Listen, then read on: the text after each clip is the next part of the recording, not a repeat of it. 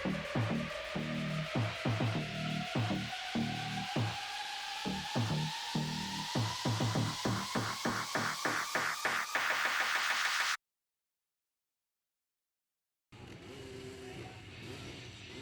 Varik, jälle etapi võit taskus. Täna oli pusimist küll ju. Jaa, oli küll. Ega siin on niisugune suht kitsas rada ja ega kõik mehed oskavad siin kiiresti sõita. Aga nagu näha oli, et kitsas rada, aga mööda saab ikka, kui vaja on. Jaa, esimene start ei õnnestunud jah, et väike vale rehvivalik ja... Täna tehnika pidas ilusti vastu. Mulle tundub küll, et midagi koripoiss ütles, et vähekene vibreerib, et käed ei jõudnud enam sangast kinni hoida, aga ma arvan, et tal olid käed lihtsalt läbi. No nüüd on väike paus sees, et saada rahulikult lange etapiks, finaaliks valmistuda. Põhimõtteliselt on ju meistritiitel nagu käe katsutav. Ei, meid on ikkagi nii vähe, et ega siin on iga sõit võtavad kõik palju punkte, et siin on ikkagi, ma arvan, viimase sõiduni kõva lahing ja nagu aeg on näitanud, siis igal mehel võib midagi juhtuda, et üks nädalavahetus üks ees, teine, et selles mõttes on põnev.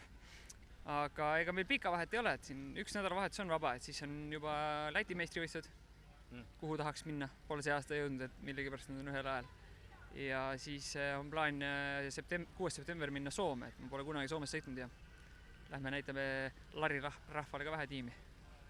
No te olete juba, ütleme, oma jaguvalt juba sõitnud, et kuidas see koostöö on laabunud, areng on näha?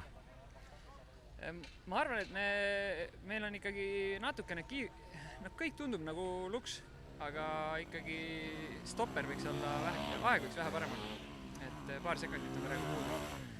Eks see tuleb MM-il juurde, kui kiiretega koos saad ajada, siis see tuleb juurde.